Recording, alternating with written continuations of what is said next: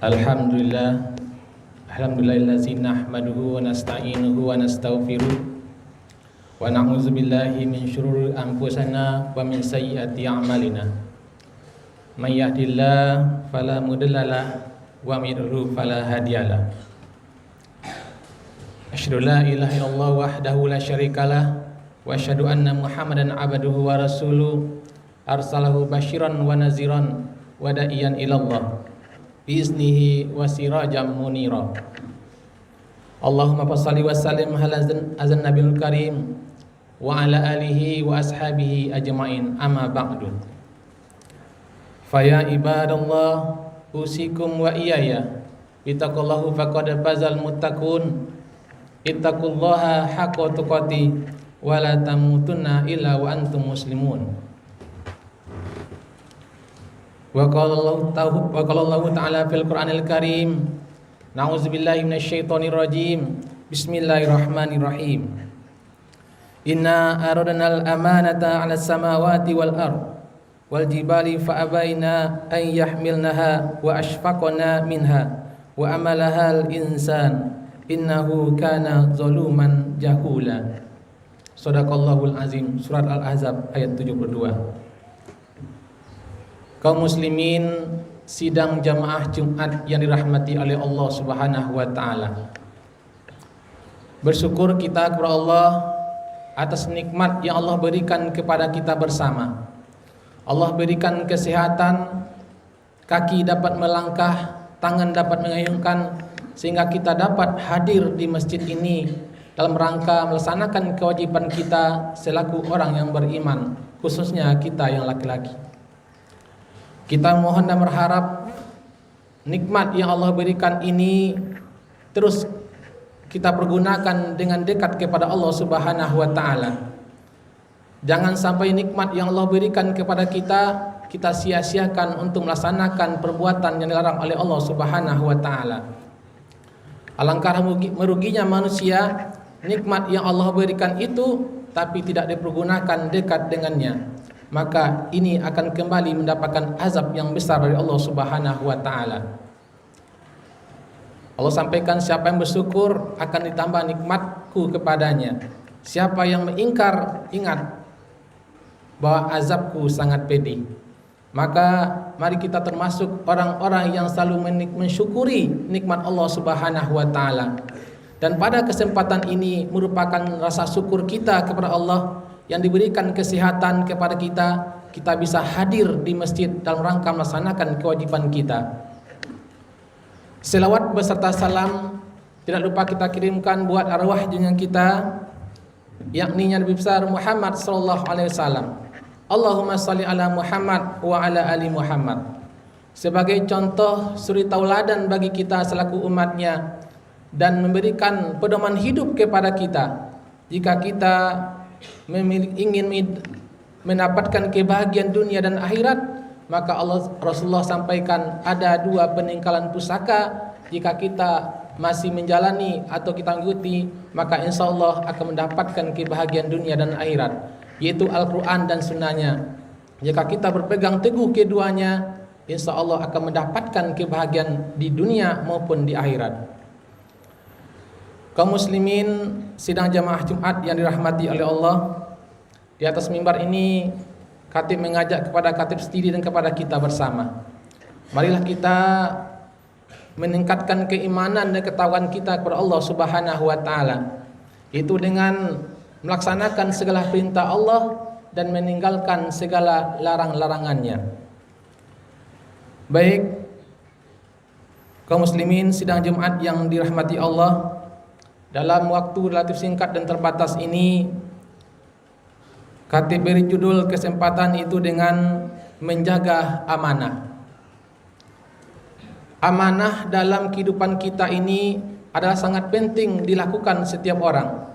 Terlebih sebagai orang yang beriman, amanah ini adalah tuntunan dan kewajiban kita untuk menjalankan amanah itu. Amanah adalah kepercayaan atau bagaimana kita dipercaya untuk melaksanakan amanah itu sendiri. Dan secara umum amanah ini memang sangat berat dilaksanakan. Bahkan ayat yang kita khatib bacakan tadi dalam surat Al-Ahzab ini, yang artinya jika bahwa Allah telah mengamanahkan kepada langit, pada gunung dan bumi untuk memikul amanah ini, tetapi mereka enggan untuk memikulnya karena dia merasa bahwa amanah itu sangat berat, sangat sulit untuk dilakukan. Maka diberikanlah kepada manusia untuk memikul amanah ini. Namun manusia itu termasuk adalah manusia sangat zalim dan bodoh dalam ayat di akhir ayat ini. Kaum muslimin yang dirahmati Allah Subhanahu wa taala, amanah ini secara umum memang kita lakukan atau kita kerjakan merupakan sebuah kewajiban yang kita lakukan. Apapun tindakan kita, apapun pekerjaan kita, secara umum amanah ini akan melekat pada kita.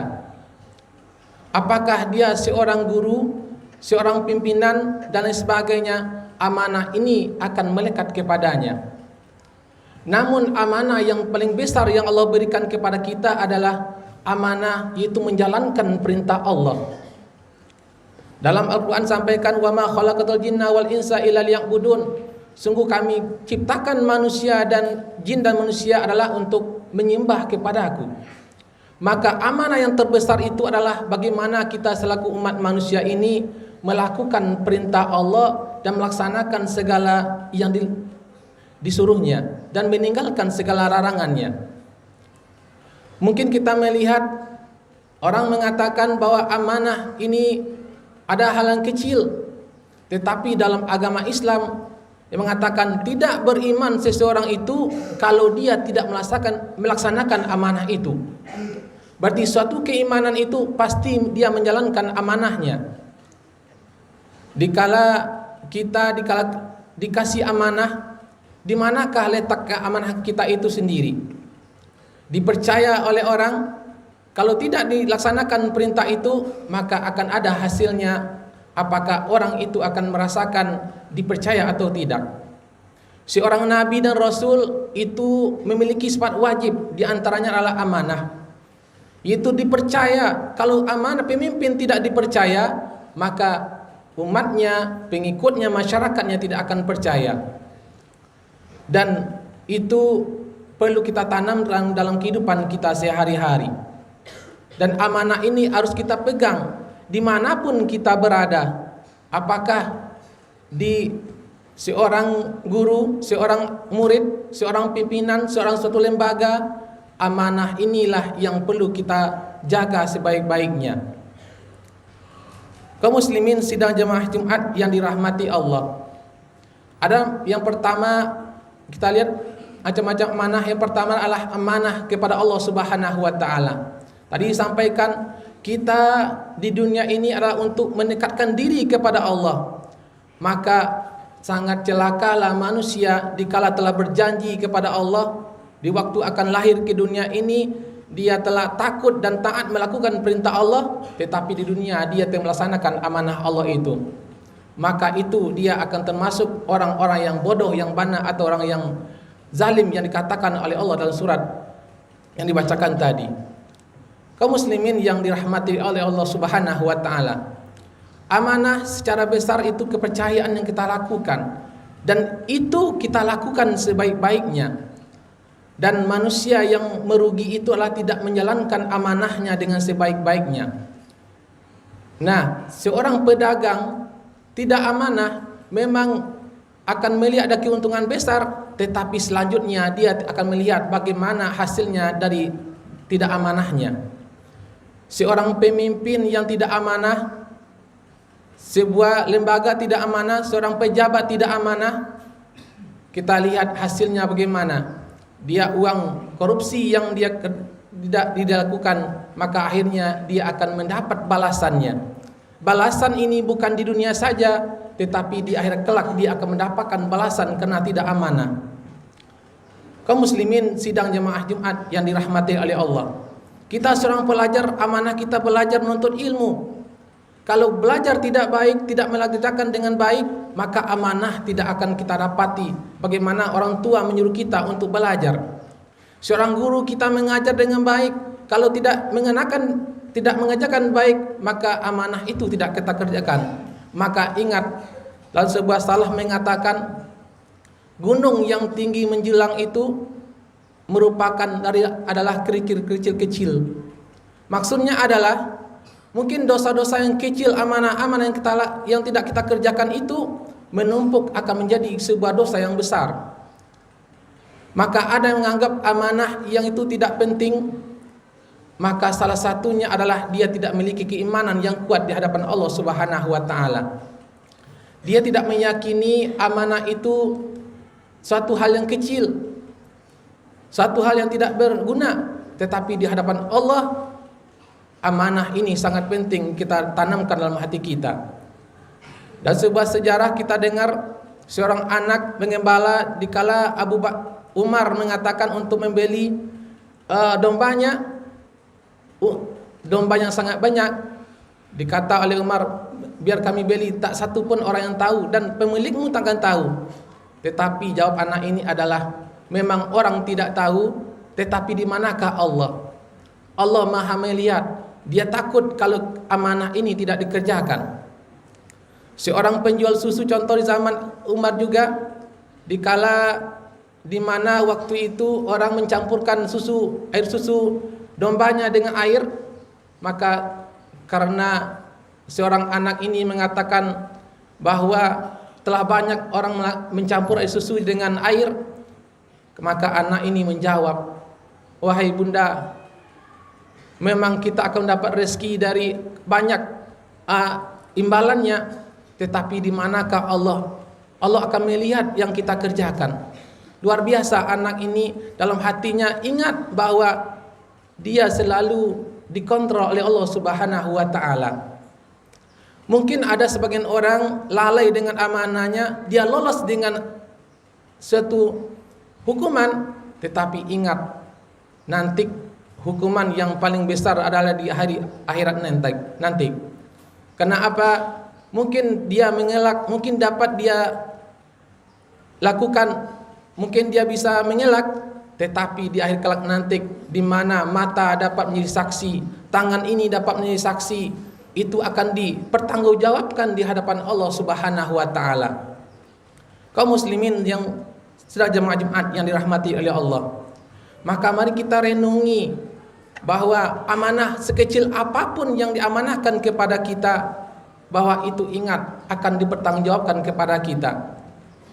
Rasul mengatakan setiap kita adalah pemimpin, dan setiap pemimpin akan dipertanggungjawabkan di hadapan Allah Subhanahu wa taala. Terlebih kepada diri sendiri, mungkin belum berkeluarga, dan itu akan kita pertanggungjawabkan kepada Allah Subhanahu wa taala. Kita masih remaja, kita ada tanggung jawab pemimpin diri sendiri. Bagaimana kita menggunakan diri kita? Ada sebagian remaja menggunakan dirinya minuman keras, obat-obatan, berarti dia tidak amanah terhadap diri sendiri. Dia tidak mencintai diri sendiri. Karena apa? Dia mencelakai diri sendiri. Maka amanah itu yang terkecil adalah diri kita sendiri. Apalagi yang besar, seorang lembaga, seorang pejabat dari tingkat lurah sampai pimpinan negara, maka luar biasa amanah yang diembannya. Satu masyarakat, satu orang saja yang terkena oleh tidak melaksanakan amanah, bagaimana tuntutan nanti di hari kelak dikala kita tidak melaksanakan amanah itu. Maka kaum muslimin sidang jemaah Jumat yang dirahmati oleh Allah Subhanahu wa taala, maka kita berhati-hatilah dengan amanah yang kita emban. Apapun kita profesi kita, marilah kita lakukan dengan sebaik-baiknya. Apapun, seorang pedagang, seorang petani, seorang guru, mari kita lakukan amanah ini. Jangan menganggap kecil amanah ini yang sampaikan tadi. Dosa yang kecil-kecil ini pada hari kelak akan menumpuk, akan besar. Maka Allah katakan, maka manusia terkejut, ternyata dosanya telah besar karena melakukan hal-hal yang kecil, dosa-dosa yang kecil. Dan orang yang beriman menganggap dosa yang kecil itu dianggap besar dosanya. Dan sebaliknya orang kafir, orang munafik, bahwa dosa-dosa kecil, dosa besar dianggap kecil. Alangkah meruginya manusia itu sendiri. Oleh karena itu, mari kita beristighfar kepada Allah atas apa yang mungkinnya kita lakukan, amanah yang lalai kita lakukan selama ini, dan akan kita lihat nanti Allah perlihatkan bagaimana amanah yang kita lalaikan itu. Karena waktu masih ada, jangan kita termasuk orang yang melalaikan amanah dan akan diazab oleh Allah. Bukan saja di dunia ini, di akhirat kelak Allah akan menimpali dosa kepada kita semuanya. Kaum muslimin, sidang jamaah Jumat yang dirahmati oleh Allah. Jadi di waktu yang singkat ini, mari kita merenung, mengintrospeksi diri kita. Waktu masih ada, apakah umur kita akan bertambah atau kapan kita akan dijemput oleh Allah? Maka mari kita jalankan amanah ini dengan sebaik-baiknya. Seorang murid, marilah kita belajar dengan baik. Tuntutlah ilmu setinggi-tingginya, dan itu amanah kita dari orang tua. Pergi nak untuk belajar, tuntutlah ilmu setinggi-tingginya. Merugi kalau kita tidak menggunakan waktu menuntut ilmu dengan baik. Kita seorang guru, marilah kita gunakan kesempatan ini. Didiklah anak-anak ini dengan ikhlas untuk mendapatkan pahala bagi kita, tabung akhirat kita nantinya. Seorang pimpinan, jadilah pimpinan yang bijaksana dan selalu melaksanakan amanah itu dengan sebaik-baiknya. Dan sebuah lembaga dan lain sebagainya, sebuah atau pemerintahan sampai ke negara, kita mohon kepada Allah, mudah-mudahan pemimpin kita amanah. Dan apalagi sebentar lagi kita akan memasuki pemilihan umum. Marilah kita cari pemimpin-pemimpin yang amanah, pemimpin-pemimpin yang beriman kepada Allah Subhanahu wa taala. Kalau kita tidak cari orang yang beriman, bagaimana dia akan takut kepada Allah? Jangan kepada Allah, apalagi kepada masyarakat, bangsa dan negara yang tidak akan dia hiraukan. Maka carilah pemimpin-pemimpin yang taat dan takut kepada Allah Subhanahu wa taala. Fa'tabiru ya ulul absar la'alakum turhamun.